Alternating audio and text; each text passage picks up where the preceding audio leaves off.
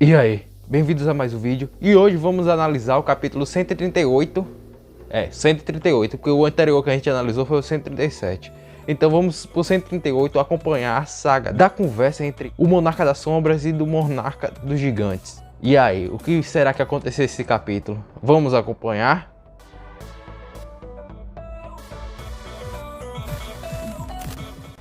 A gente voltando na história de Solo Leveling, a gente vê naquela incursão sozinho do nosso protagonista no covil duplo, enfrentando o arquiteto do sistema, em que ele teve uma breve incursão no passado do Monarca das Sombras, em que a gente via a batalha entre os monarcas versus os governantes. Na verdade só tinha o Monarca das Sombras versus os governantes.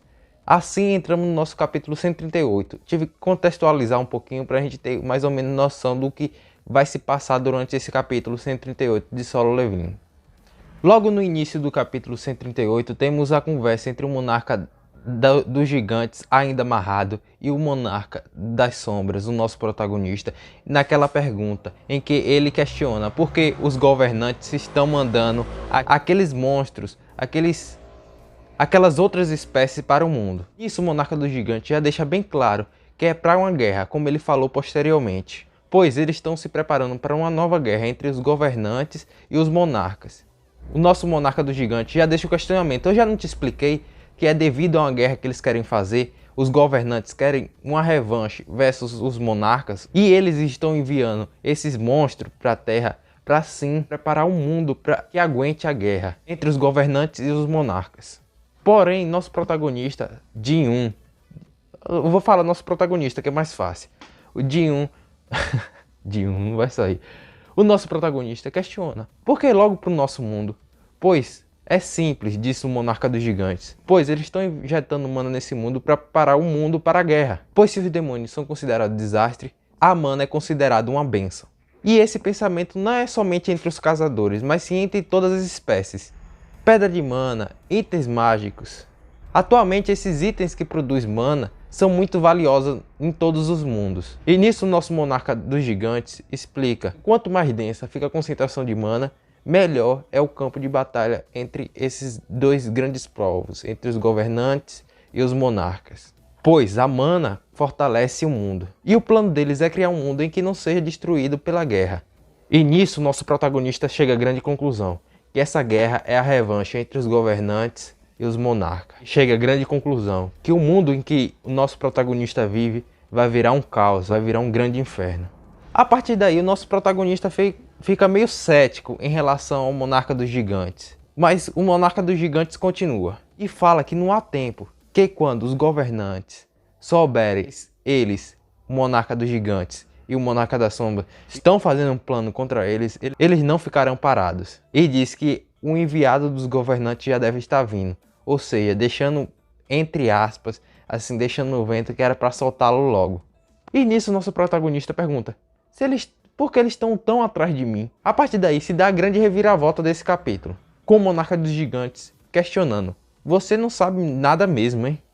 E ele explica: pois esse poder que está com você não o pertence. Pertencia a outro monarca, e que esse outro monarca traiu os outros monarcas. Ficou meio complicada essa explicação, mas é tipo, o poder que está com o nosso protagonista não é dele. E o que deveria estar com esse poder traiu os outros monarcas por deixar o poder na mão do nosso protagonista. É basicamente isso. Ou seja, nosso protagonista agora não só é inimigo dos governantes, mas também agora dos monarcas. E o nosso protagonista logo percebe: se os monarcas e o governante estão contra mim, por que logo esse monarca vai ficar do meu lado? Eu também achei meio estranho nessa parte, mas eu fiz o questionamento e o questionamento dá certo. Vamos continuar a nossa análise. Então na página seguinte, o nosso governante dos gigantes fala que está do lado dele e que jura que vai lutar ao lado dele. Será mesmo? Será? E questiona o nosso protagonista: então você não vai me ajudar? Eu aqui acorrentado, você não vai me ajudar, querido monarca das sombras?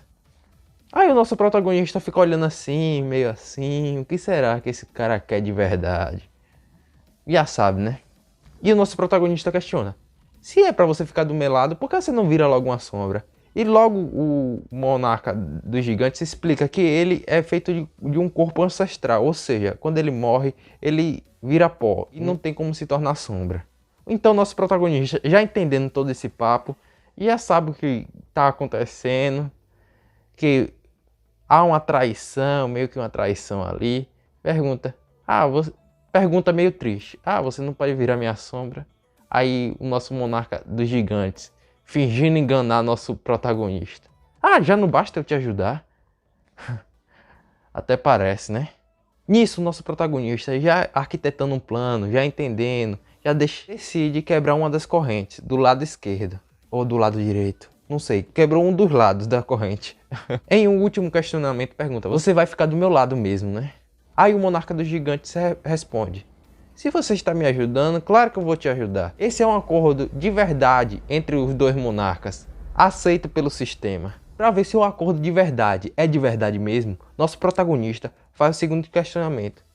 Então, você está do lado dos humanos? Então o monarca dos gigantes olha para o lado e não responde nada. Isso, nosso protagonista, já sabendo desde o papo anterior, que já seria uma furada, desde que ele percebeu que ele é inimigo tanto dos monarcas e dos governantes, porque logo esse monarca ia ficar do lado dele.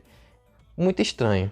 E o nosso protagonista percebe que ele tem um objeto mágico na sua nuca, ou seja, ele também segue as ordens dos governantes, ou seja, ele não está ali para ajudar o nosso monarca das sombras. Ou seja, nisso não há acordo entre os dois.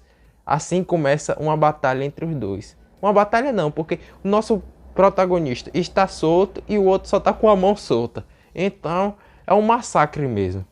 Assim o monarca dos gigantes, afirmando que o nosso protagonista sim é o desastre e sim que ele deve ser eliminado. Ele pode trazer problemas inoportunos no futuro. Porém o nosso protagonista, como sempre, fazendo pose, só retalha o monarca dos gigantes, só retalha, simples e fácil. E no final desse capítulo, o monarca dos gigantes, percebendo que não ia ter acordo nenhum, que ele não ia ser solto, exclamou dizendo que tudo que você deseja proteger seja queimado pelas chamas da guerra. E nisso o nosso protagonista, novamente fazendo pose, como sempre, o galanzão da nossa obra, fala, isso não vai acontecer. E aí, o que você acha que vai acontecer nos próximos capítulos? E sobre a última página do capítulo 138, eu não me esqueci do encontro entre o ranking nacional Chris com o vice-presidente e a madame e acompanhante dele. E que tem uma dita morte que ele tem que ficar ligado. Mas eu prefiro analisar no próximo capítulo, pois acredito que eles vão aprofundar nessa conversa. E aí, o que vocês acham? Que vai acontecer isso mesmo? Eu acredito que nosso monarca da sombra sempre se dá bem, né? Eu acredito que ele vai ganhar dos outros monarcas e do governante, vai dominar o mundo dentro da obra. O que vocês acham? Deixa aí nos comentários. Então essa foi a análise do capítulo... Eita, chega, falei rápido demais. Do capítulo 138 do mangá Solo Leveling. Desculpe a pronúncia, mas é isso. Se vocês gostaram, se inscreva, comentem, deixa o like e nos vemos nos próximos vídeos. Valeu, falou, fui, tchau.